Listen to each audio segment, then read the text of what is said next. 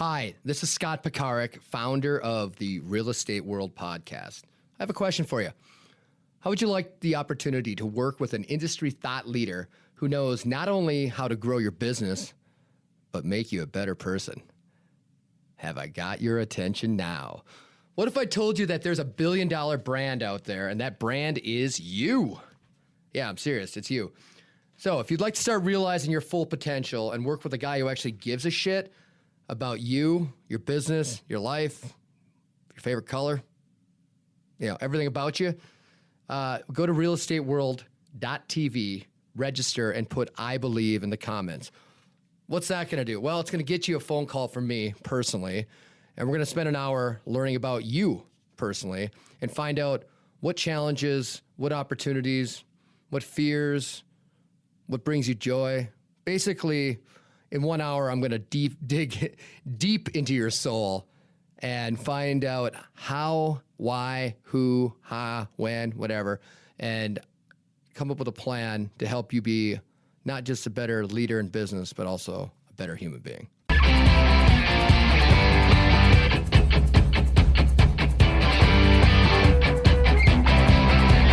Hi-ya!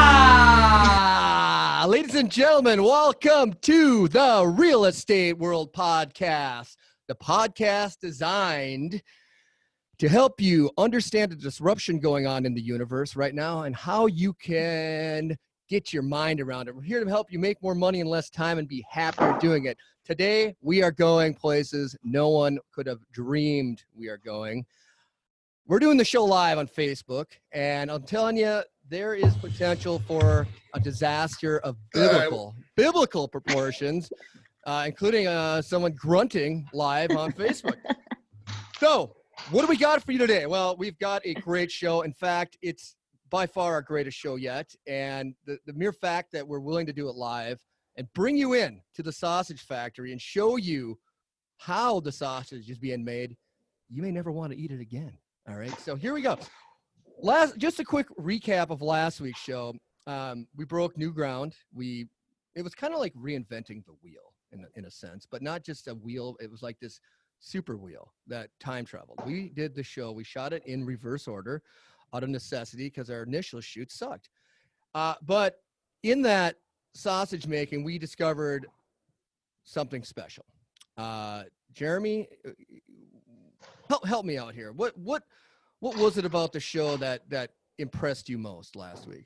I don't know. I think it was between either you walking on the moon or you buying a star. I think were the two most impressive moments. Well, I don't know how we're going to follow that today, but this is a really good start. I did reveal that I did name my star Bart in honor of the Green Bay Packers legend. I will be there in Green Bay podcasting live from Lambeau in approximately 10, 12 days, Adam, I believe. 10 days. Yeah. So anyway, last week's show, we talked about, the trolls are out in force, of course. We talked about short-term rentals versus Main Street USA. We had an open door update. We did briefly touch on, what was the other thing, Jeremy? I think it was, I talked a little bit about real estate fails where buyers agents need to be focused more on educating their clients about financing issues. Be sure to make sure that you're teaching your clients. Don't assume you know what they don't know. That's very dangerous in this world. So anybody who's watching, that looks like there's tons of people right now. Make sure you comment. If you don't like the show, tell us you hate us. Don't swear. We don't want profanity. You want this to be family friendly. There's a middle finger emoji you can use. If you love the show, give us a heart. Give us 4 hearts, 5 heart rating. 5 frogs, Brian. A 5 frog rating is something of a great importance. We'll talk about that on other episodes. I think it's another great opportunity. If you have any subjects that you want us to cover, we can cover it live. We can cover it on our normal Wednesday at noon podcast. Make sure you leave those in the comments. We'll respond. We're very timely on that. And we appreciate any feedback that you have. Yeah, absolutely. Thank you for pointing that out, Jeremy. And I also do a daily floss where I can talk about some of these topics. Today, I just want to briefly touch on the word Kaizen. Kaizen is this idea of improving a little bit every time. And for those of you fortunate enough to watch us do our technology test last night, you will know that there's a little Kaizen moment for us today, in the fact that I don't believe we have any 5-year-olds joining us anytime soon. And I think I know how to end this meeting without sitting there awkwardly for 2 minutes afterwards. So we grow a little. Press the power button on the monitor. I was going to just pull the plug on the computer. I was getting that moment, right? You guys, it was like watching a hanging. Okay, I was like hanging myself on Facebook Live. It's never been done before, as far as I know, on a podcast. Hopefully will never happen again. Today's show is awesome. We're bringing the fire today. We're going to start out by talking about our disruptor of the week, Redfin. Redfin has created a tsunami of controversy this week. We're going to get into that. We're going to give you an update. We have a special panel for our real estate wars segment. It's a husband-wife team. Any divorce attorneys out there, please tune in. I'll try to get you their numbers because this could get spicy. We're not arguing the cases. They're going to give us an update, but seeing these two interact in public, personal lives, I just don't know where this is going. This is very dangerous territory we're going into. But, as we say here in the Real Estate World podcast, we don't just embrace controversy. We have it over for dinner sometimes. And Allie and Adam were over for dinner a couple days ago. So anyway, Real Estate Wars, special. You're thinking it can't get any better than this. I know. And the big one. It's the big one. It's the big one. The California earthquake, and then the lawsuit filed against NAR and some of the major brokers and franchisors in the country. This is going to change real estate, and we're going to talk about why and how and what you can do to embrace the change. Because if we're doing nothing here, we are giving you guys the tools to embrace disruption, to embrace change, and be a better professional in it. And if you're a consumer out there who's looking to buy, you're gonna get some insight into what are the controversial topics, what are the disruptive topics in the industry. And then finally, we have a very, very, very special guest. We have actually located a troll whisperer. We thought maybe it was a troll hunter, but we have a troll whisperer, Aaron Fruit, coming here live from flyover country, and he's going to talk about trolls, profiling trolls, ways to inoculate yourself against trolldom, how you figure out if you're becoming a troll. And of course, we're going to quote some of my favorite trolls who are taking the bait on social media. I've set the hook, I've baited the hook, and the trolls have taken the bait once again. So, and then last but not least, there will be a interview, a get to know us segment. Amanda Abergel flipped the script as promised, and she interviewed my brother Jesse and I in Las Vegas. And you're going to get to know us and learn all about the more sensitive side of Scott. Yes, it does exist, and you're going to learn a little bit about it. As you know, I've grown up very poor on a farm. Part of me died in that experience, but Amanda helped resurrect that. World's smallest violin. Yeah. The violins are out in force today. It could have been a fiddle. Anyway, so I want to get right into the Redfin disruptor spotlight, and I'm going to do something that I haven't done before because, again, when you're making sausage, there is no formula that you have to follow. Sausage is being made. You can say, you know what, I'm going to make anchovy sausage today, or I can make sausage out of kale and a whole hodgepodge of ingredients. So today, I'm going to invite in my panel, and we're going to talk about a company by the name of Redfin. They have disrupted real estate. Redfin is, I'm going to give you a little bit of details, and then I'm going to invite the panel to chime in. Redfin is a real estate brokerage, Seattle-based. Lots going on in Seattle. Founded in 2004, went public August 2017. Glenn Kelman, the disruptor-in-chief, is the CEO. The business model is based on sellers paying Redfin a small fee in the 1% to 2% range. I believe they're advertising 1.5%. Does not include an additional fee charged to the seller to compensate the brokerage representing the buyer. So, and this is usually in the 2.5% to 3% range. Buyers are given a small portion of this fee by Redfin. So why do we care? Why do we care about what Redfin is doing? Anybody want to take this question? Raise your hand or just jump in. What did Redfin do this week that has got the real estate industry heads exploding or imploding maybe? Anybody? Adam. Transparency. Scary. Oh yeah. So yeah. In full disclosure, what Redfin's now doing is disclosing on Redfin listing the buyer commission. Yeah, okay, exactly. So Redfin has decided that they're going to start disclosing what the buyer brokerage fee or commission is. So if you're being represented by an agent in a transaction, the way it works right now is there's typically, I'm not saying in all cases, but typically the listing agent signs a contract with the seller. And that fee can be a flat fee, $500, $1,000. It could be a full commission. In the case of a commission or even a flat fee, there is a blanket offer of compensation for the buyer brokerage, i.e. the brokerage representing the buyer, of which an agent, depending on what state, you're in, sometimes agents are called brokers, sometimes they're called agents. I don't want to get in the weeds into the jargon here, or the vernacular, but the person representing the buyer there's a blanket offer of compensation. Okay. It's usually in a lot of markets, it can be anywhere from 1 to 3 to 4%. And sometimes there's a bonus on that.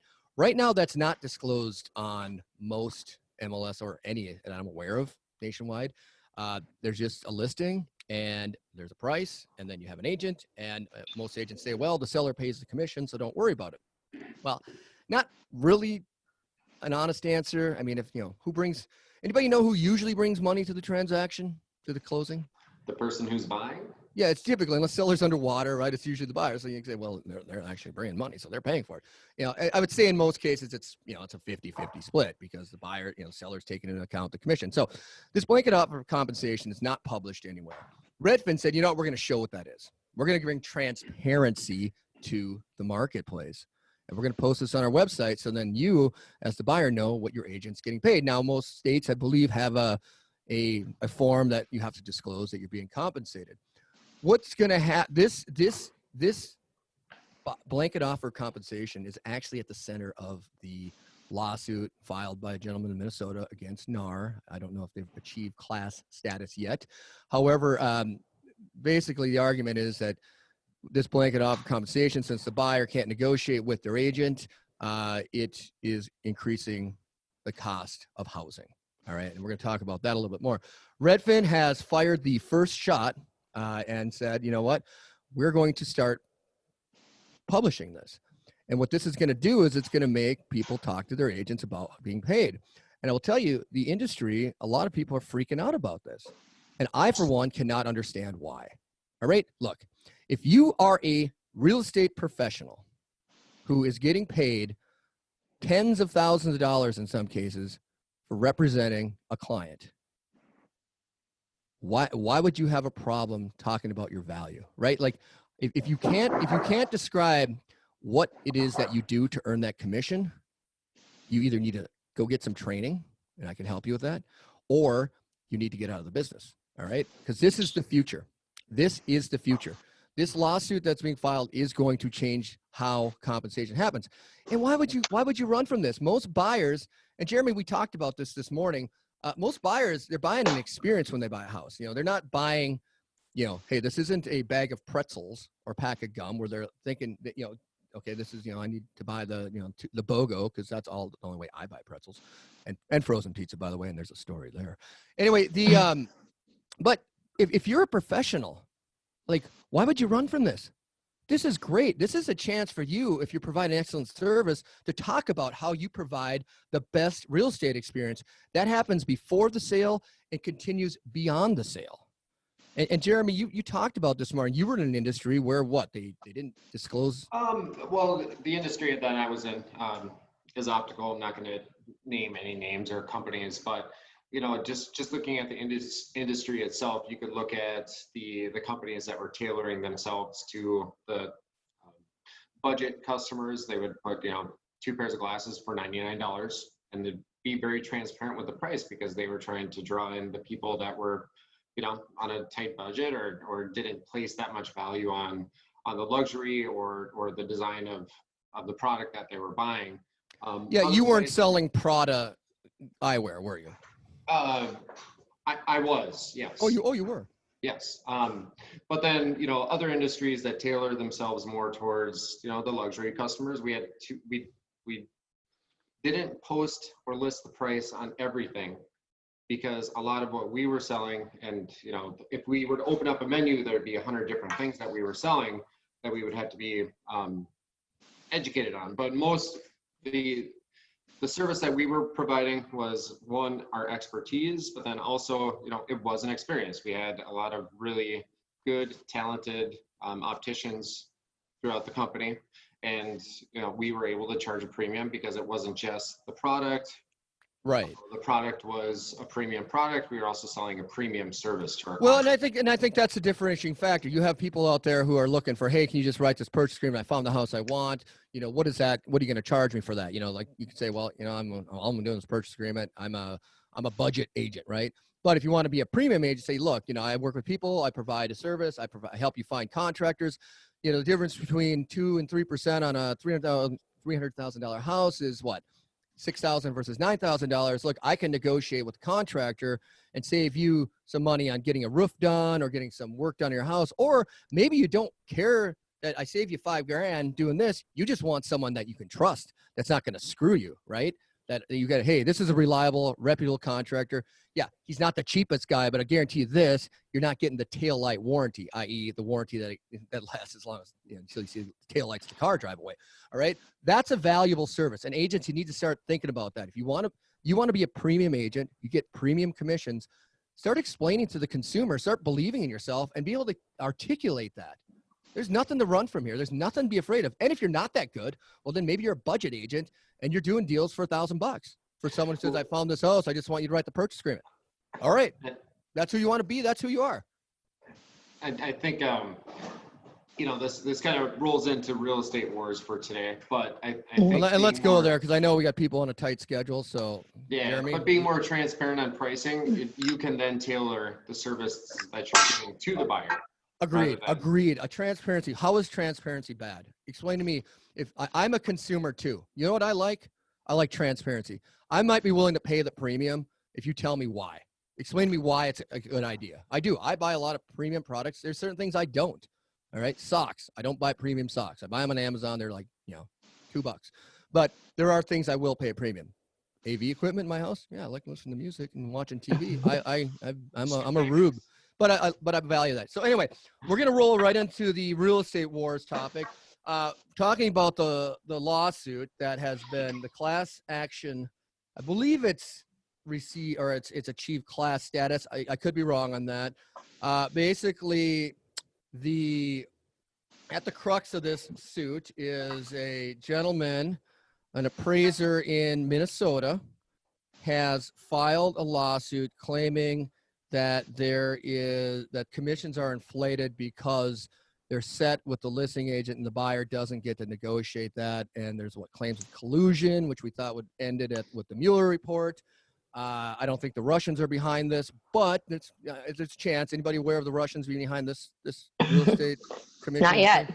Not yet. Okay. Well, it might come out. Putin, I'm sure you're listening. We might be on to you. So anyway, Adam, Allie, one of you guys want to just kind of sum this up a little bit, what's going on with the suit? Anyone want to take this? Yeah, I can give a quick update on what's going on. First, just like to say, this is not legal advice. These are my opinions and the opinions of no one else. But the update now is that NAR had filed a motion to transfer the case that's also going on simultaneously in the Western District of Missouri. And they were trying to transfer and consolidate the case to the Northern District of Illinois. And on August 19th, the judge had denied the order. Adam, your sound's a little whack right now. I don't know. So basically, there's a suit filed in Missouri, correct? And then also the Southern District of Illinois, i.e. Chicago. And NAR was trying to consolidate the cases. The smaller ones. Yeah, so they would not have to fight the battle on two fronts. So exactly. And that was dismissed. That was denied. So they're not able to consolidate it. So it'll be a more expensive journey. Okay, so and far. again, as Adam stated, I am not giving legal advice. I am not giving accounting advice. I'm not giving tax advice, but I am giving you life advice, and I'm not a psychiatrist either. So I don't know how many more disclaimers we want. I'm sure the trolls are going to find they're going to look for a way in, and that's fine. We are ready for you, trolls. Yeah, Anyway, no, so We have so to point. here. All right, how about my sound now? it's a little bit better. better. Yeah, so the lawsuit notes, in furtherance of the conspiracy, the National Association of Realtors advises MLSs to enter into non-compete agreements with third-party websites such as Zillow so that those websites do not become competitive rivals to MLSs. So basically, they're saying the NAR, and the suits been filed against NAR and some of the largest brokers in the country, franchisors. I assume they're going to try to suck everyone into it. Right. We don't think this is going away. The home seller, Christopher Morrill, he initially filed the lawsuit in March. NAR has responded and saying that the lawsuit should be dismissed because mischaracterizing the rules led the Morrill's attorneys to dream up purportedly, oh my goodness, that is a big word for Scott, anti-competitive rules that simply do not exist in NAR's handbook code of ethics. Now, how does this tie into Redfin? Right. Elliot, Yeah, that's what I was going to say. So related to what we were just talking about, one of the facts that are being disputed in this class act is that it has, the buyer commission. So what the plaintiffs are alleging is that there's this quote unquote conspiracy that's keeping the buyer commissions inflated is because, well, one, the seller is not involved in those negotiations. And when the buyer's agent sets it, when the sellers set it, they're incentivized to have high commissions so that their houses will get shown more often. And I guess that's a question I had for you, because before we were talking about transparency, and NAR's coming back and saying that's not true. There's a lot more that goes into what the buyer's agent's commission is set at. So it's kind of a factual dispute there. But I mean, what do you think? Is there more to setting the buyer's commission, or is it, are you incentivized as an agent to show the higher? You are, but there's also an ethical component to it, right? So there's the question, right? If the fact that I'm being paid more, am I being incentivized to show homes that have a higher commission? I will tell you, ethical agents who operate in integrity, that doesn't matter. Now, right. Like I will show any house, even if and I'm not as active as I once was. I've done 1,500 real estate transactions, all right, in my career. I run a brokerage with 20 agents. I've, managed and leased thousands of rental units. I've rehabbed, hundreds of homes. I'm not exaggerating on these numbers. I don't know what the exact numbers are, but it's been a lot. I was an 8-day-a-week, 25-hour-a-day guy. So I'm very, very knowledgeable of what goes on here. I will tell you this: if the payout's zero, I negotiate with my client what I want to get paid, what I deserve in my mind. I'm going to rephrase it. I don't deserve anything. No one deserves anything. Like what I've earned, all right? What value I provide. And I have no problem talking to my clients. Hey guys, we're going to look at 50 places. I want to get paid, or I'm going to, go to the bar and start. No, not really. But I'm going to be compensated because I'm really good at, exactly. I'm really good at what I do. I'm going to help you negotiate, not just the negotiation piece, but with contractors. I'll give you a reliable inspector. What's a big deal? What's not a big deal in my mind, and help you quantify like what issues that we find. All right. And then after the sale, I'm going to be a resource for you to help you with any real estate and frankly personal issue you have, if you want me to. And I'm going to be your, if I'm not your friend at the end of the transaction, I didn't do my job. All right. And if someone says commission's $1,000 and I showed this, I've worked with this guy for 4 years and I have done that, I'm going to say, look, we're going to add in X amount because I believe that is what I've earned. And we're going to talk about it. We're going to talk about it. And if he says, no, you're a fraud, you only worked 5,000 hours on this, you should only get $500, you could say that, right? Or she, or whoever it is. So where this is going, go ahead. I was just going to say, I do think that the conspiracy piece is going to be up for debate. Because like you're saying, it's not like a whole bunch of the agents got together and they're like, okay, we're all going to get 6%. It's kind of like the market's going to bear what the market's going to Well, bear. and that being the going said, rate for vodka Rebels, $10. It's not that the energy drink companies got together and decided that's screw the American people. So right. The yeah. Swedes, or is it the Swedes that did vodka Red Bull? All right, I should actually know that. Wish you should know that with the amount you consume. But anyway, but like my deal is where this is going. In my opinion, again, this is fact-based opinion. Where this lawsuit's going to go, I don't think there'll be damages. I don't believe there will be. Maybe there will be. I don't know. I don't believe. So I think what's going to happen is the MLSs are going to break out the buyer side compensation, the selling agent they call it, and then the listing agent. And the buyer's agents or brokers are going to negotiate that fee with the buyers. And you know what? I think so too. And that's not scary. That's not scary to me. I mean, it's not scary, and I mean, and it sounds like with MLS and with NAR, I mean, their practice has been under a microscope for the last decade. But this is like the first time where the actual commission structure is being challenged. So I think you're right on that. It is going to go on for years. I mean, this isn't going to be solved overnight. But you know what? Those of you out there that actually want to provide good service, start thinking about the service you provide. And if you don't think you're earning 2%, 3%, 1%, then add on some services. Become a resource a valued resource that is worth that kind of compensation. All right, you have time. Now you can curl up in the fetal position, cry yourself to sleep every night, or let's figure out how you can truly have an honest dialogue with your client and say, look, this is the service I provide. It is cradle to grave. You may think you're paying for this one transaction, but what you're doing is you're getting a valued resource that's going to help you in your real estate journey from here till the day I or you, Pat, leave this earth and hopefully go, to the pearly gates and not where Scott's going. But that's the thing here. This is not scary. This is transparency. Consumer will demand transparency in all forms. What's different about this case, there has been, I believe, some attempts to change the structure in the past, but it's normally been attorneys that haven't been well funded. They don't have the resources to get expert testimony. They don't have the longevity to play this out.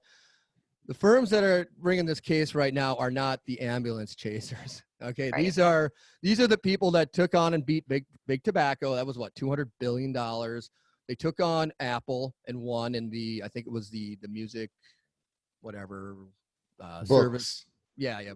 Books. Another one. There was another pretty and it escapes me right now, but these are not ambulance chasers. It's not going to go away. I think it's going to change the industry. I think that at the end of the day, if the agents who understand providing a valuable service look at this and they look at it honestly, they can say, you know what, if I can actually be better in this situation, this is going to be better for the consumer and it's going to be better for me. And the ones who are afraid of this, might not be here. Yeah, I think from a transparency perspective, it's heading in the right direction. But I do think another piece of this is that they're alleging that the rules are anti-competitive. Yeah. I think that also scares people too, hearing, antitrust violations and what's up with the real estate market. And if you don't dig into it, it can scare a lot of people. Well, okay. I think stay tuned. This is an ongoing story. This is a developing story. We'll keep you posted here. We do not run from this. We are going to hit this head on. I think, hopefully at the end of the day, this is something that will provide a better experience for the consumer, more transparency. The agents who actually care about their consumers, care about their careers will take this, hit it head on, the obstacles away, and say, you know what, how do I show that I truly have this value? And if I don't have it right now, I'm going to have an honest dialogue with myself. How can I add services that show that I am actually worth this amount, whatever that amount is, whether it's $1, $1 million, $1 billion, anywhere in between? That's where your mindset should be. How do I truly, can I have this dialogue with my clients? And if you don't know what to do, you don't know how to have that, get a hold of us. We'll help you with that. And I guarantee you there's no reason to be afraid of this. There's absolutely no reason. I think if it's good for the consumer, we should embrace it and figure out how we can develop it or integrate it into our business plan. And one thing I would add is that all this has already happened in the insurance industry a long time ago. I mean, this is a long time coming for real estate, I think. When the internet was a brand new thing, there's a case study in Freakonomics, the book Freakonomics, about how, you know, insurance people had their own pricing just based on very small locales. And eventually that all broke down because the internet allowed everybody to see everyone else's prices all over. Suddenly you have to be competitive on a national scale, not just in your little small town in Podunk, Minnesota or whatever. Right. And your father is an insurance agent, or was, right? So you Exactly. know a little bit about this. And here's the deal. Like, some people are going to be price shopping. They're going to say, I want the cheapest agent out there, and that's all I care about. And you know that might be the least experienced or the least qualified person in some cases. Or it might be someone who's really qualified, that's really efficient about doing deals and has figured out a system to make, to earn a living. I don't know. I'm not going to judge. But if you want to be, you want to charge a premium fee, become a premium agent. Be an agent that provides premium service. Okay, don't just say, hey, I got my real estate license. It says I'm a realtor on my card, and therefore I am entitled. We talked about this on episode 1. I'm entitled to this percentage. Okay, you're not entitled to anything. I'm not entitled to even, I'm not entitled to even do this show right now. I just happen to want to do it, and I'm really good at it. So anyway, we're going to move on. I know you guys have got other obligations. Adam and Allie, I've got to, it didn't get as controversial as I thought. I thought there'd be. I think we dropped Adam. I think his audio. Oh, well, that's, yeah. Am I back? No. You are back. Oh, you're back. I lost a pair of those this weekend. Are those mine? I'm on the boat. It might be. The drone. Nice. But thank you guys. I thought this was going to end in mud wrestling in the condo, or the townhouse, or maybe out back. Maybe it will end there tonight. I don't know. I don't judge. If it does end there, take a video. We'll integrate it into the show. Please wear clothes though if that happens. All right, we're not that kind of show. Maybe we should be. Maybe we get, maybe our audience would be a billion people right now. All right. Well, thanks for joining. I know you guys are going to drop out. Our next segment, we have the anticipated, maybe even feared moment on the show here, where nobody thought we'd go, to be honest with you. It is the troll hunter / whisperer, Aaron Fruit, who has joined us. Now, Aaron has a special gift, a superpower, if you will, and that is he is currently doing a project where he is profiling and trying to find out why people become internet trolls. And as far as we can tell, and Aaron, you can correct me if I'm wrong here, you have mapped the troll genome. Is that true? Evolution of the troll. And from what I've read of your work, apparently internet trolls, this is something that there is a troll gene in all of us, pun intended. And the troll gene is released almost like a virus, and we think the virus was developed in somewhere between the 2012 and 2016 election cycle, or maybe was perfected by the Russians or something. and that we all inherently have troll tendencies in us, and there's certain behavior patterns that you can help identify who amongst us is a troll. We've met the troll, and it is us. So, Aaron, what do you know? What do you know about what makes someone a troll? How do you identify them? Besides the big wart on their nose. Well, first I want to clarify the terminology troll hunter. You actually don't even have to hunt a troll, because you just sit and wait for them to come to you. You don't have to go and look. You just set the bait, and you got them coming. They smell it a mile away. They're aren't they like the sworn enemy of like anybody who's being authentic, productive, trying to bring goodness and joy into the world? I mean, isn't that like the perfect bait for them? Yeah, pretty much. The funny thing is the one thing about trolls is that they don't realize is that their actions are all to make themselves feel better, even though they don't realize that they have a problem, which is, that's kind of the crux of it all. So I've noticed you have said that like there's certain behavior patterns, right? Obviously someone who's out on the internet like posting comments on someone else's video is definitely that's true sign of trollness, of the impending troll stis. But how do you spot them in real life? Is it like I know you mentioned that someone pees on toilet seats? That's typically troll-like behavior in the natural world. The people who licks don't your ice cream in the grocery store and closes the lid. they'll ditch out on bar tabs. They always have that phone call that comes in as the tab is being printed, and suddenly they've got to run home and say, you see them a month later, like, oh yeah, thanks for getting that, I appreciate it. And also you'd mentioned that you may in fact have, well, first off, can you negotiate with trolls? Will they even come to the table? That's actually debatable. I mean, troll conversion therapy is actually a thing that we're working on in the lab. But, one thing about trolls, the literary troll you find in caves and under bridges.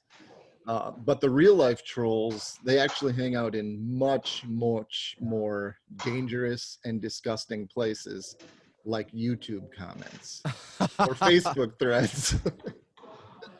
You do not want to linger there for too long if there's trolls around. Yeah, well, I'm actually trying. I might do something that I was kind of not thinking I might do, and I'm trying to pull up my Facebook feed. I have one particularly. Don't read the comments.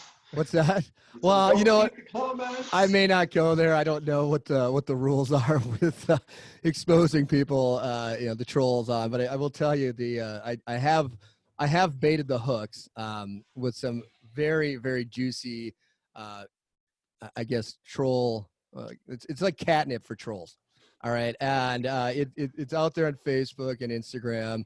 I guarantee you I'm going to have a feature troll next week that is going to blow you away. In fact, we're negotiating with Aaron to actually draw one of the trolls in and actually have the troll on the show next week.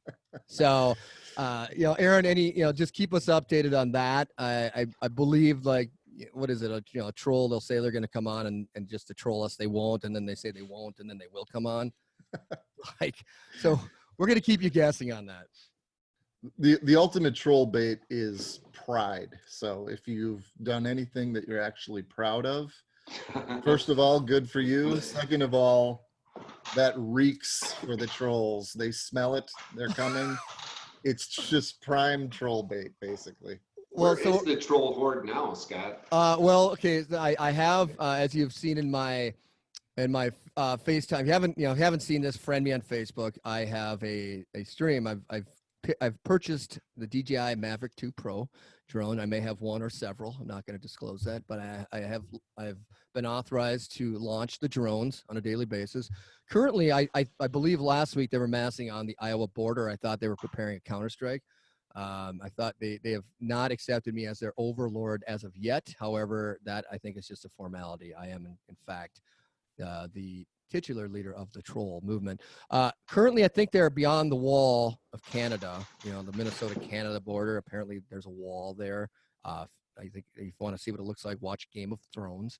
And I think they're massing for convention. And that's why, if you notice, the internet's been weakened in Canada because they are in force and basically trying to clog the pipes in Canada of the internet because they're trolling, and they're probably watching this show right now and they're trying to learn our secrets. So I will keep you updated. Aaron, thank you for coming on. This is provocative stuff, and I don't know where it's going to go. Again, another developing story, controversial. We will keep you posted as this. Hopefully you can get that troll on next week. We can find out a little bit more. Appreciate the mapping of the troll genome and the update on the Russians, if you can provide further details on that. There'll be a link in the description. Yeah, please. And Thank you. And, we're writing the definitive guide on trolls, and hopefully we'll have that published here in the next 60 days, coming to bookstores, online bookstores, and e-tailers everywhere soon. So, Aaron, thank you. With that, we're gonna let you can hang around if you want. Hey, we're in the lab, and we have no problem, having others watch the sausage being made. In fact, if you want to join us, our I'll next hang out. Yeah. So just a quick recap. Today we talked about Redfin and how they're disrupting with the decision to publish the buyer brokerage commission. Very controversial. We tied that into what's going on with the lawsuit filed against NAR, the major brokerages, franchisors. I don't think it's a coincidence. I think that these things are related. We talked about Kaizen. If you watched see, that's one of the words. There's two words I really butcher. One is for, because I always say fur, and the other is the word our. I say our.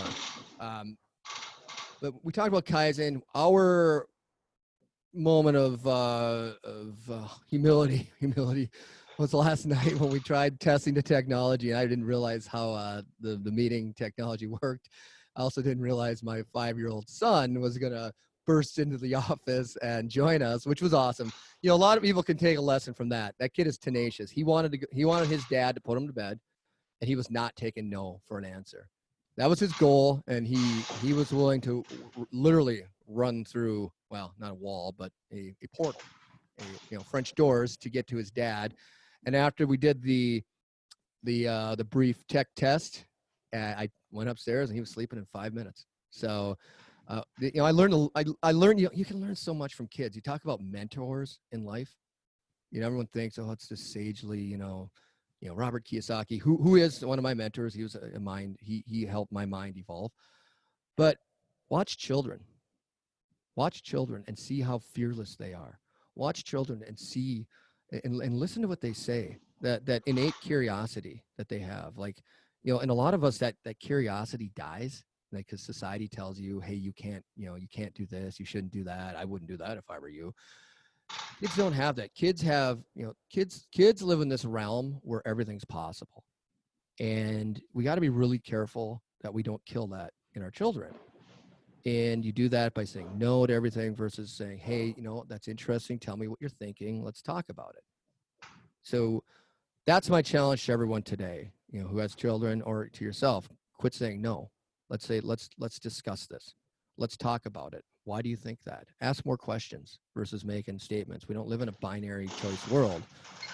We don't live, it's a false dichotomy in a lot of things where it's got to be A or it's got to be B. It's, it's A to Z, and maybe it's, 0 to a million different options. So I really was inspired by that moment last night. It was troll bait. Yes. I was inspired by that, of course, but the fact that my son, I have twin 5.5-year-olds, and yesterday was the first day of kindergarten for them, and it was kind of an emotional day for them. For me too. I watched them get on the bus. I actually drove to the school, watched them get off the bus. They were like, Dad, you're a follower. What are you doing? And then, was there when they got off. And it was a very special day for me. Today's a very special day for me too. This is a groundbreaking moment for the Real Estate World podcast. I'm fortunate enough to have family members and friends on the show. And this, we got something coming up here after the interview. It's going to be laced in on the podcast 105, Troll Hunter, and it'll be an interview with me, Scott, and my brother Jesse. We're going to get to know us a little bit more and a little more about our philosophy. It's a little more emotional, I guess. Usually it's not just anger on the show. I said I'd go negative today. I'm not going there. I will give you one update on the Open Door transaction I'm doing. It died, and a piece of me died with it this week. Oh, no. So they, the only issue I have with it, they took so long to do their inspection, and then they came with like, the buyer said they're not going to have enough time to do the repairs. I had no idea what the hell that meant, and I asked them, what does that mean? Well, yabba dabba do. So I don't know. I've got mixed feelings on that whole process. I feared that might happen. I was foolishly optimistic it might close, but the good news is my client and I, we had good discussions about over the weekend. He's going to pivot. He's got some other ideas, and we're not going to let this beat us. But I'll tell you, you can have the rug pulled out from under you, but just don't let the wool get pulled over your eyes. How about that? Just don't lock your keys in the car. Yeah, just well, yeah. Then Jeremy had had a rental appointment this week and locked his keys in his car. When he's meeting a client, that was also there's room for some Kaizen there, Jeremy. Excuse me, sir. Do you have a metal clothes hanger I can borrow? So awesome. So next week we are going to talk about some very provocative topics again, as I'm sure you knew that was coming. Most importantly, we're going to talk about Amazon's entry into the real estate business. That is causing shockwaves throughout the industry. We're going to deep dive into that topic. We're actually going to spend a little bit of time on it because I have a lot of thoughts on that. Real estate wars. Boy, I just not going there. I'm not going to go there. I've got again, it's down to 2. I don't like always teasing you guys with this, but it will be controversial, like always. It will be provocative, and it's going to leave you wanting more. All right. And I hope that our brother Jesse, again, he has had tragedy in his life, and I want to give a shout out to him. His 15-year-old miniature stallion Nathan passed away abruptly this week. They don't know why. It could have been the vet doesn't know why. It just could have aneurysm. Possible aneurysm, maybe a blood clot, heart failure, just freak incident. Yeah, and he's really upset by it, and I feel bad for him and Brian, his husband, down in Phoenix. They run a wonderful nonprofit. He's also a agent who's just awesome at relationship marketing. You know, you talk about someone who provides value. He needs no explanation when he talks to his clients. They know already, but I'm sure he's willing to talk about it as well. And what's his nonprofit again, Jeremy? It's the Happy Hooves. Happy Hooves. Happy Hooves LLC.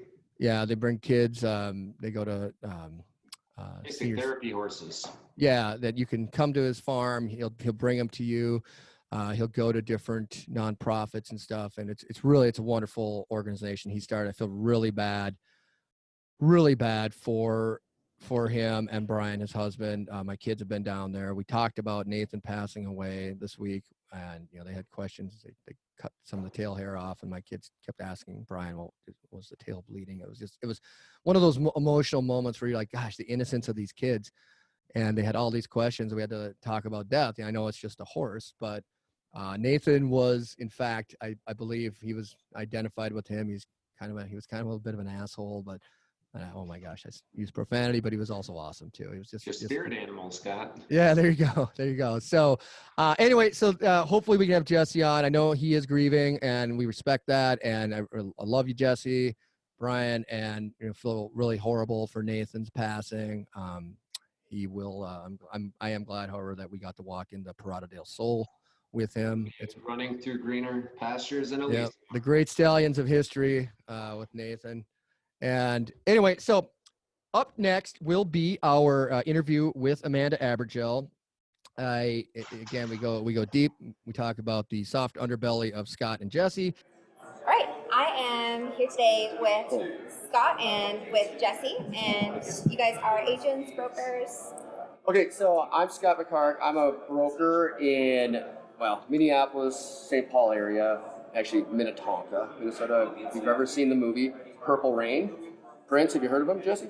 Once or twice. Okay, Prince, I believe he cleansed himself in the waters of Lake Minnetonka. So watch the movie. It's not a plug. I get no royalties from Prince or the studios, but that's where our office is located.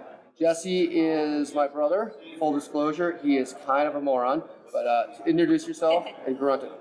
My name's Jesse, and I actually moved to Phoenix, Arizona about 20 years ago from Minnesota to actually finish student teaching, and I decided I liked it so much I stayed. You actually moved to Tucson and then Phoenix, right? That's true. Yeah, I know it's better. And how can people get a hold of you? Do you have an Instagram handle or some way they can follow you, get to know what you're doing? If you want to get a hold of me, just go to sp-realestate.com and contact us, or you can send me a text message at 612-600-8888. Scot Pekarek, just say you heard us at Inman or whatever. You're not like a mother of an unborn child or anything. And you can get me on Facebook, Jesse. This is Jesse. Jesse Pekarek, Instagram at Jesse Pekarek. My number is 602-332-5192. So that's personal numbers, all right? Because we keep it real here, right? Authenticity. Authenticity. So you heard that personal number, so make sure you're sending out all those funny videos and Yeah, inappropriate videos over to them right away. Cat's playing piano. So what makes you guys unique? How long have you been in the industry? I've been a licensee for about 20 years. I actually was trained as an IT guy, and one day woke up and said, I have got to do something. Anything else. Anything else. Read Dale Carnegie's How to Win Friends and Influence People, Robert Kiyosaki's Rich Dad Poor Dad, and like it changed. Yeah, completely changed my mindset, I guess. How did those books influence your career or your life? It was like somebody, like, how do I describe it? It's like I discovered fire, really. Like I had never been exposed to that line of thinking. We grew up on a farm, a dairy farm in central Minnesota. Parents love them, but they had a very limited, fixed mindset where almost a culture of victimhood. And It was almost paralyzing. Yeah, and reading these books, like it was just a different philosophy. I mean, even going to college, like I didn't have an exposure to that kind of thinking. Like having not just a abundant life, but like a life of prosperity. Yeah, and it helped me realize all things are possible if you believe that you can do it. One of my favorite phrases is, if you can believe it, you can achieve it. And I know that seems cliche and seems like you're the platitudes that a lot of people speak and buzzwords, but I actually do believe that you. I'm with you 100% on that. I agree that, if you really believe in something and you're in it with both feet, that you can make it happen. But you need to have the idea before it can become a reality. Absolutely. It's like, I heard it explained to me best. A kid, when he's riding his bike down the street and there's one car parked, and that kid will focus on that one car and run into that car, right? But because he's focusing on the car, not where he's going. And in life, I think a lot of us, we get focused on the negatives, right? And you end up achieving the negatives because that's what you're thinking about. If you actually focus on the positives, a lot of like us coming to Inman. I've been in this business almost 20 years, and I've always wanted to go to Inman. Right. But I never went to Inman. Like, why didn't I go to Inman? And you're here. Now we're here, and I brought 4 people with me. I convinced them to come because, this is wonderful. And we did a podcast from the floor. Yes, tell us about the podcast, guys. Why are you doing this? What inspired you to do this? And how's it been going so far? Okay, so what inspired us to the podcast? The podcast is Real Estate World. The inspiration is really, we want to be known as industry leaders, thought leaders. All right, again, that goes back to mindset. I had like an epiphany this year where I had been coasting through life. I had made more money. I had more stuff than I ever dreamed I could have. But I was a miserable wretch, and I mean that. I was miserable. And people look at my life. I have a wonderful wife. I have 2 great children. I have a great family. I start crying right now thinking about it. But like, I'm so blessed. But I didn't appreciate anything. And I lost my why. I didn't know why I was here. And I did a program, and again, I don't get any money for this, but Wake Up Warrior, Garrett J. White, Coach Kevin, love you, brother. I went to this Warrior program in April, and it was a kick in the teeth and a few other parts of my anatomy, and it woke me up. And I realized, my purpose is to give back. It's to create things. Right? It's to create things and give back to people and share my experiences with other, and specifically other men. In our society, men still are taught that you got to be emotionally constipated. You have to. A lot of men sedate in different ways with alcohol, sometimes with drugs, sometimes it's fitness, sometimes it's work, and we don't have an outlet to share our feelings. And that was me, where I was so bottled up, so constipated, and I didn't know how to get it out. And this Wake Up Warrior program helped me identify with other men. I'm going to Laguna Beach tonight for an event, 2 days, meeting 12 of my brothers. It's called Return of the King. They've gamified this, and I can't wait. And I'm so thankful that and I know I'm long-winded right now, but this is what led to the podcast. I started doing my podcast 8 years ago. Okay, in full force now. Yeah, but I didn't do anything for 8 years, right? It's like the guitar that I had in my attic for 25 years. I bought 25 years ago. I'm now taking guitar lessons. You just have to do it. You have to just try. Try and just do don't try to hit home runs. We hit a home run here. Like we knocked out of the park with what we did, but it's because we believed we could. So what was the question again? What inspired you to do Okay. So does that cover? That and the Simpsons.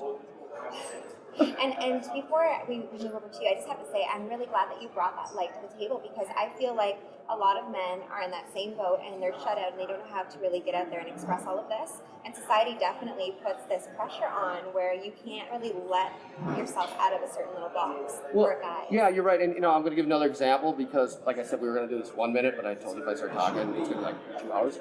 So, like my and there's a camera over here, so I keep looking at myself. And anyway, I'm kidding. My parents, my dad. Like, I remember when I was 8 years old, we were at a 4-H. I don't know if you guys didn't grow up on a farm like we did, probably don't know what 4-H is, don't worry about it. But we would go to these events. I remember we were on a hayride, and the Van Erden kids were hugging their mom and kissing them and telling each other they love them. And I thought that was so weird, that people would do that, tell each other they love each other. Like we didn't have parents who would do that. And I realized, again, at the Warrior program, like, I was being that way with my wife. Like, I was not showing affection to her in front of we have twin 5-year-old boys. They're wonderful kids. Love them. But I'm going to cry. So I miss them, but weird. But when I realized I wasn't showing emotion to my wife in front of them. So they were, there's a phrase I heard from Joel Osteen. Okay, guys, I was never a religious guy, but he said this phrase. It's so powerful. It's more is caught than is taught. More is caught than is taught. See, our kids are recording everything we're doing. Like you tell them, put your clothes away. They don't care. They don't remember that. But if they see me hug and kiss their mom, their mother, my wife, and tell her I love her, like they're gonna do that. Kelly, you're gonna make me cry. They're gonna do that to their wife, Right. And so I had to stop this cycle of emotional constipation that we got from our father, and he probably got from his father before him, and started realizing, we've got to stop this now, and our actions are what define us, right? You can say whatever you want. We all talk, but it's how we behave, right? And it's not just your kids that are catching that; it's your clients, your friends, your spouses, So if you take nothing out of this interview other than more is caught than is taught, that's a victory. And how has that changed your relationship with your clients and your prospects? It's everything. Like you, Jesse and I have a theme that we picked up on. We go to see the workshops, and certain people stayed on script. They said the buzzwords, the cliches, they recycled them, and it was fine, But that's I'm like, okay, I'm missing out on a really good nap, all right. But then you had people who just go a little bit further. They wouldn't, they didn't like get naked on stage or like start. Yeah, they didn't like drop F-bombs or anything, but they like actually pushed the boundaries a little bit and revealed a little bit of themselves. And those people were the authentic people. Those were the ones that we actually tuned in. The Zillow killer. Brother, I don't know your name. I do know it, but I forgot it. Vegas beat me last night. Zillow killer, I friended you on Instagram, and you read the Warrior book. I saw that. Anyway, Wake Up Warrior thing, whatever. We had a connection there. Like, that's why you post that stuff and show yourself on Instagram. But the authentic people. And Jesse, you can jump in here. I was mind blown and really engaged with the Thrive Marketing Workshop. And again, I forget the first speaker's name, but she dug into relationships. It was all about how to create authentic relationships and not faking it. I mean, your clients will know if you're faking it, and to truly feel, and how your clients, if they see the genuineness of it, they're not going to want to go anywhere. They're not going to want to cheat on you because they see the authenticity behind it. And love how you just said they don't want to cheat on you. Yeah. And I think a lot of realtors that I've worked with and helped throughout the years, that's something that they struggle with, is that they have built out the sphere of influence and they really think they have a strong relationship with a prospect, and all of a sudden they're ready to buy or sell their home, and they're not the one getting the call and not sure why. So let's talk about that a little bit. How do you guys focus or attain new relationships, and how have you facilitated that through the podcast and through your experiences? Well, I was talking about this last night. My brother Jesse is my idol when it comes to relationship marketing. He absolutely is. I tell I'm a broker. I've got about 20 agents. We're about to go on a massive level up in our office. But I model how you do relationship selling or adding value to your clients by my brother. And I want you to tell everyone what you do, because it's truly amazing. So I want you to end with this, but start with everything else. You know, there really isn't any secret sauce. It's I wake up every day truly, and I feel so blessed that I get to work with people I truly care about, and they care about me. My business is 100%. I got in the business, not to get too long-winded, but I got in the business about 15 years ago. I was in biotechnology. I was a teacher. I was an advisor. I was a administrator, and then my brother Scott got me into real estate while I was teaching. And long story short, he inspired me to get my license. I was ready to buy a house. He said, "You know what? You'd like to learn. Go get a class. Go take the classes and get your license." Next thing you know, I'm selling homes to my staff, to the teachers, and it's like, wow, I really liked it. I like to work with people like this. So anyway, fast forward the crash. I lost everything just like many other people, and built it all back up. And now I've got a great book. My philosophy during the days of the short sales, the foreclosures, and you're selling $30,000 condos and making $900. It's the people that will keep those relationships, and they'll remember who fought so hard for 6 months, for 12 months to take care of them, and stay in touch. And just I like to send holiday cards in the mail. I'm very old school. I don't do a lot of e-blasts, which I know I should. I don't do a lot of the techie things, which I know that I should.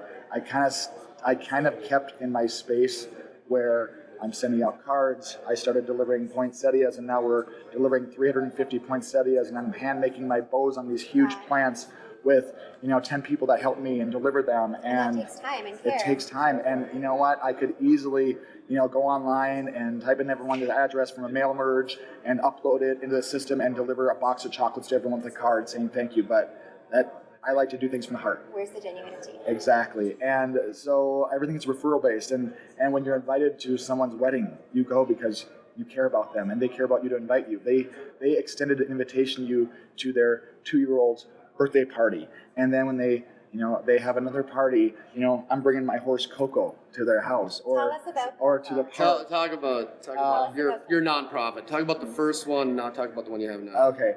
So as Scott mentioned, growing up we did not have a lot of resources. We did not have a lot of money. And 10 years ago, because I was recovering from the recession, I'm like, you know what? I'm going to do something. I'm going to do something different. I was in a networking group that dissolved, didn't really take off. But one of our things in the networking group we wanted to do something different was to give back and have our own nonprofit. That didn't happen. So I'm like, you know what? Why can't I do it? So I filled out the paperwork, got it approved with the IRS, and it was called Your Someday Is Today. And when I say it's dissolved. Well, I need to dissolve it. But for 10 years, I did an event, Christmas in July, and I invited all my clients, my business colleagues, associates, friends, and we filled a ballroom of 300 people of just our sphere to raise money to buy clothes for underprivileged kids in the community. And over 10 years, we raised $100,000. And it's like, it was so great because everyone was a part of it. It was our connection, making connections, and everyone's bid on the silent auction table, and everyone having a good time. And it wasn't about how much. We're not Thunderbirds raising millions of dollars, running to open, but we're doing something. Right. And people, and that takes a lot of work, a lot of time. Would it have been easier for me to write a check, and I could have probably made more money doing more sales? Probably, but I wouldn't have had the connection. And I think people want to be part of something bigger than yourself. And by giving, you're receiving, and it makes you feel so damn Talk good. about what you're doing now, because this is awesome. So this is super awesome. Like my husband, I've been married for 11 years. He found this property about 2.5 years ago. We were outgrowing our home, and it's a beautiful acre property. It's like, wow. And my eyes just lit up. I'm like, farm, going back to our roots. And I saw it, and I think he didn't believe that this was going to happen. But I like to just try, go after it. Next thing you know, fast forward, a couple little horses were at a rescue facility that they brought in. I'm like, I need to go see them. We went the next day. Fell in love? Take my money, because those are coming back. Yeah, miniature ponies. Right. So that. What's the name of your Show us your nonprofit? shirt there. So this is Happy Hooves. So I started a new nonprofit, How can which people is find Happy Hoops? Happy Hooves is on Facebook. Happy Hooves, happyhoovesaz.org. Same number, 602-332-5192. And our mission is to provide animal-assisted therapy and activities for those in need. So I got that approved, and now we are currently, it's 115, so we don't do a lot of activities now.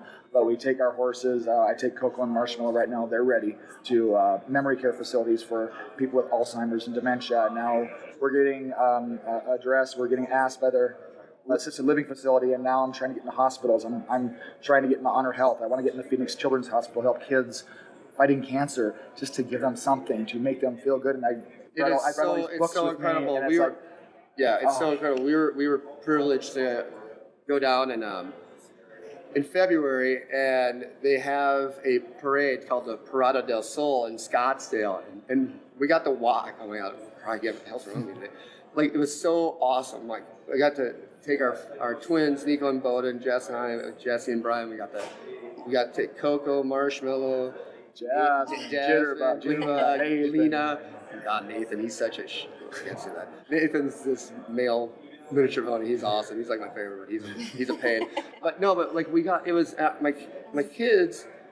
Like Bowen's like, I want to go move. I want to live with Uncle Jesse, like, because they loved it. It's like if you can spend an afternoon there, it was therapy for me. Like, it was soul food. Well, and what's crazy is it started with 2, now there's 6. Now it's like, okay, I got to stop. You know, it's addicting for me because I love these guys so much, and the love they give other people. And yeah, Jesse's literally looking at 2 rescue ones yesterday. I know. I'm like, are you gonna get them or what? I'm like, you totally should get them. Like, and now that the other nonprofit, I've got to dissolve that because I want to do this. But now we had a big Happy Hooves kickoff / Brian's birthday party. Happy birthday, Happy Hooves. And we had about 220 people to our house to raise a fundraiser. So we got funds to now take these animals out more so I can get more help to outreach that.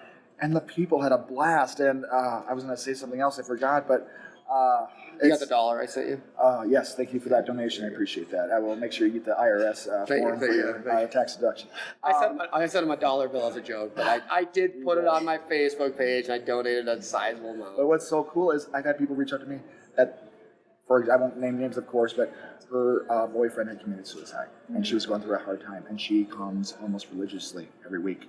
And another person comes over every week to help on Thursdays. It's grooming days. Now we call it snow cone Thursdays. I got a snow cone machine to shave up ice to put cherries for the animals. And, people just come over, and people with kids, they want to come over, and we got a pool. And I'm like, you know what? It's a Sunday afternoon.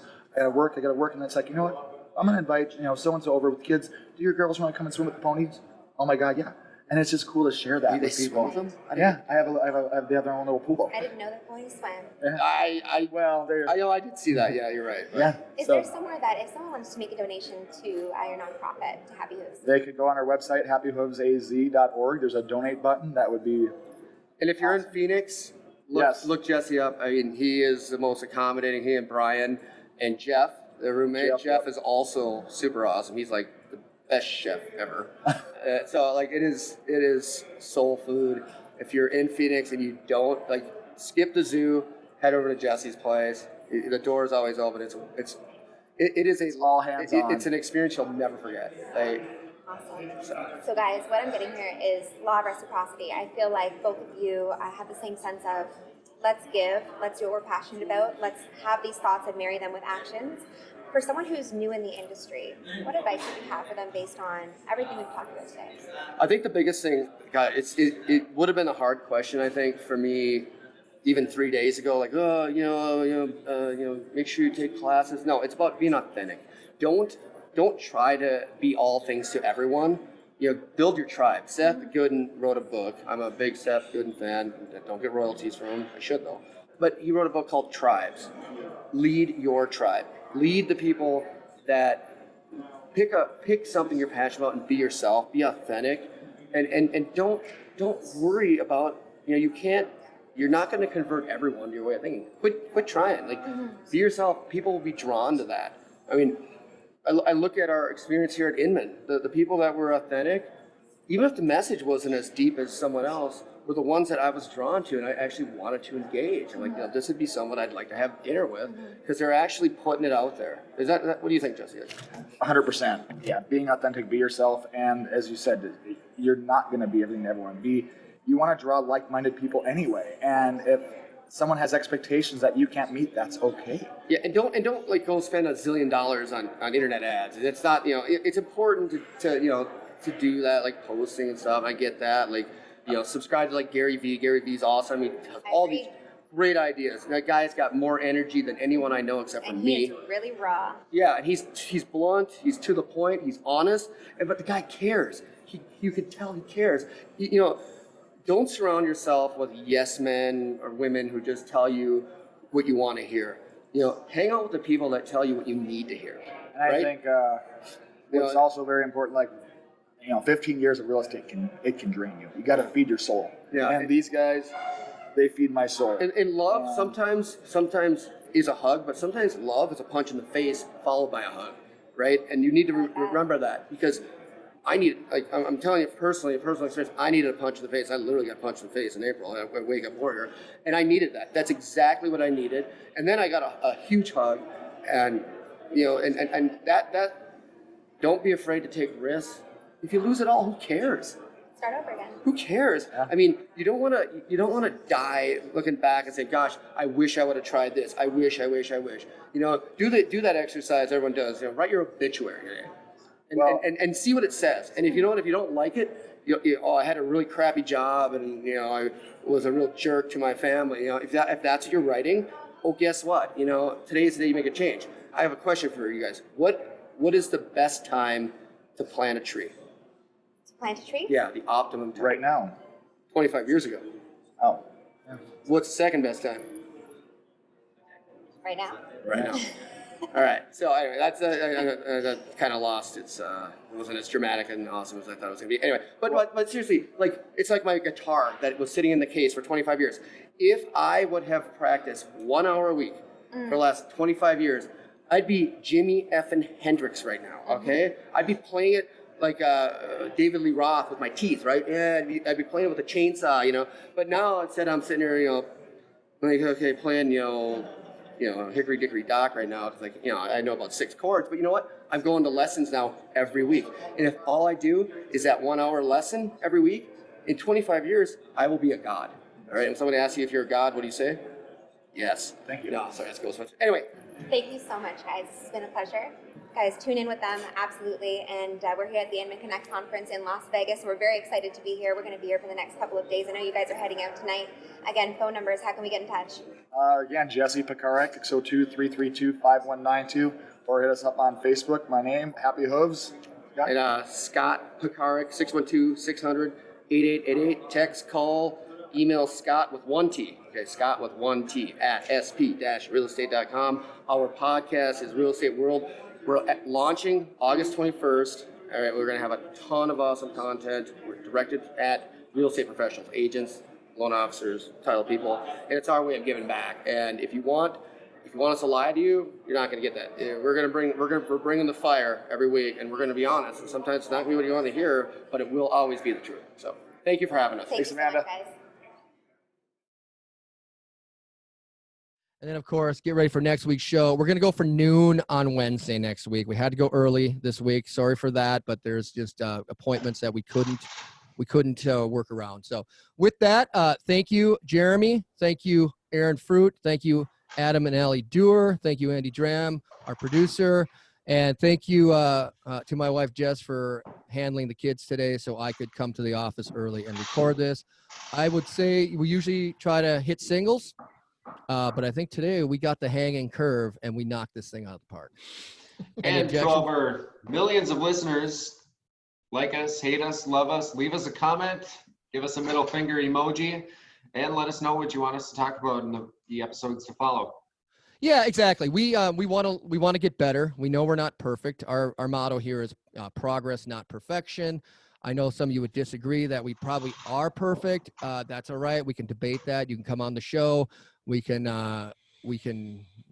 get a poll going. But anyway, maybe we'll add that to the show notes. Was this a perfect show or not? or do we have some room for some more Kaizen? Obviously, we're joking. Trolls, take the bait. All right. Seppuku or Kaizen? Seppuku or Kaizen? All right, Command guys. it now. We got to roll. It's we're going long, like always. We appreciate everyone for tuning in. Put the comments in the comment section. Like us, hate us, love us, leave us. It doesn't matter. We just want you engaged. All right. With that, gentlemen, I'm out of here. Peace.